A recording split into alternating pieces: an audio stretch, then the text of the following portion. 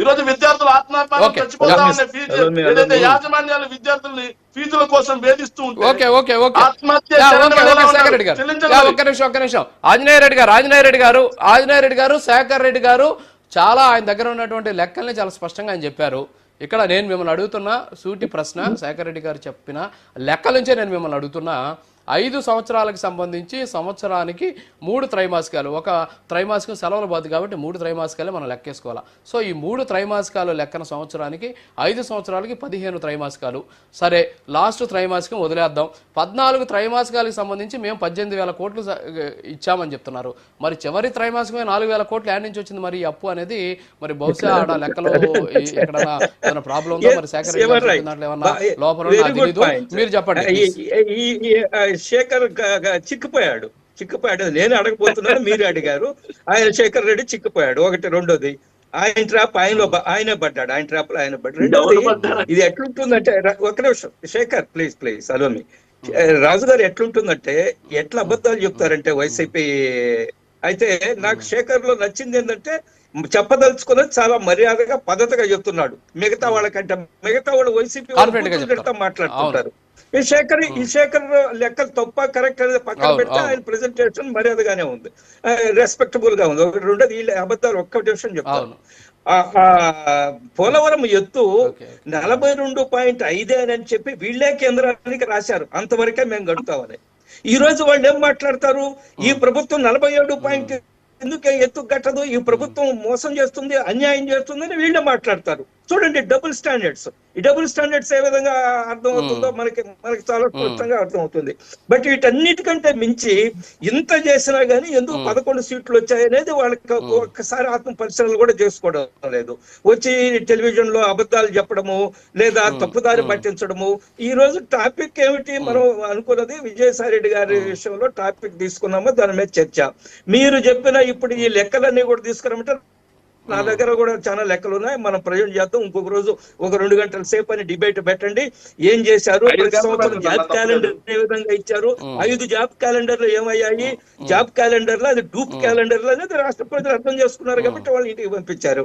ఒకటి. రెండోది, విజయసాయి రెడ్డి గారి యొక్క అలవాటు ఏమిటంటే, నేను చాలా ఆందోళన చెందుతున్నారు వైసీపీ వాళ్ళు. విజయసాయి రెడ్డి గారు చాలా విషయాలు ఇక్కడ బయట పెడతారని అనుకోవడం లేదా, పెడితే ఆయన కూడా ఇరుక్కుంటాడు కదా. ఆయన అప్రూవర్ గా మారినా కానీ శిక్ష తప్పదు కదా. అప్రూవర్ గా మారినా శిక్ష తప్పదు. అది కొంత తగ్గుచ్చేమో కానీ శిక్ష మాత్రం ఫేస్ చేయాల్సింది చట్టంలో ఉంది. కాబట్టి చాలా ఆందోళనగా ఉన్నారు. ఒకటి. రెండోది, ఇప్పటికే విజయసాయి రెడ్డి గారు, నాకు జగన్మోహన్ రెడ్డి గారు అంటే ప్రేమ.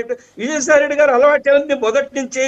ఆయన ఎప్పుడు వార్తల్లో ఉండాలని కోరుకుంటారు. సంచలనంగా ట్వీట్లు చేయడం, ట్వీట్లు కూడా బిలో ద బెల్ట్ అసభ్యంగా ట్వీట్లు చేయడము ఆయనకి ఒక అలవాటు ఉంది. జనరల్ గా చార్టెడ్ అకౌంటెంట్స్ చాలా మంది నేను పరిశీలించాను, చాలా తక్కువ మాట్లాడతారు చార్టెడ్ అకౌంటెంట్స్. వాళ్ళు లెక్కలు వాళ్ళ ఇది దాని విషయంలో ఎక్కువ మాట్లాడరు తప్ప మిగతా విషయాలు చాలా తక్కువ. ఎందుకంటే సో మెనీ ఫ్రెండ్స్ చాలా మంది నాకు ఉన్నారు చార్టెడ్ అకౌంటెంట్స్.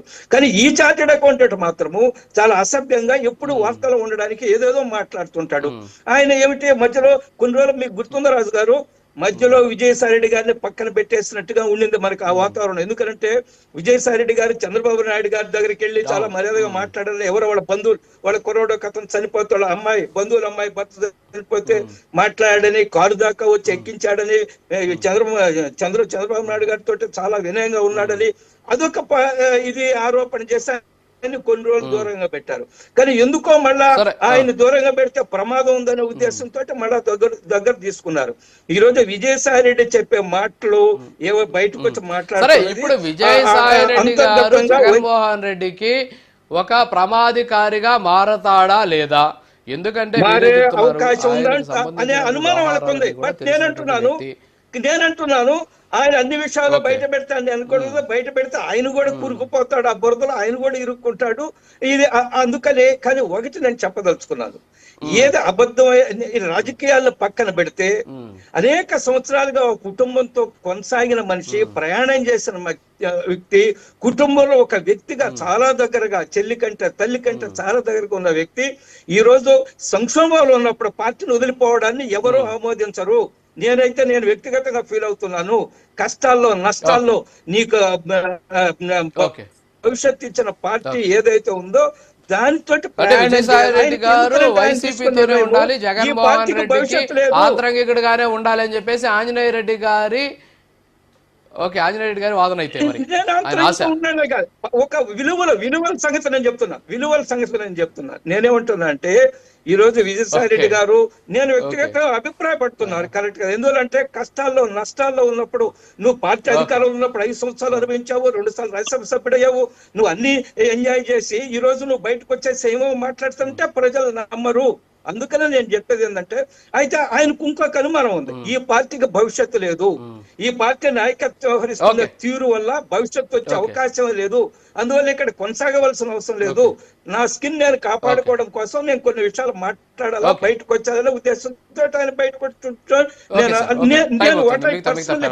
నేను వ్యక్తిగతంగా భావిస్తున్నాను. శ్రీనివాస్ చౌదరి గారు రియాక్ట్ అవ్వండి. ఇప్పుడు మనకు చెప్పారు మన శేఖర్ రెడ్డి గారు అనేక లెక్కలు చెప్పారు. మరి మీరు 1,00,000 కోట్లు అప్పు చేసినటువంటి మీరు కనీసం ఆ వైసీపీ పెట్టిపోయినటువంటి బకాయిలను కూడా మీరు ఎందుకు చెల్లించలేకపోతున్నారు? ఏంటి అంత శక్తి లేదా, లేకపోతే ఏంటి ఆ డబ్బులను ఏం చేస్తున్నారు? మరి 1,00,000 కోట్లు అప్పు చేసినటువంటి మీరు కనీసం వాటిని చెల్లించాలి కదండి. మరి శేఖర్ రెడ్డి గారు అడిగినటువంటి ప్రశ్న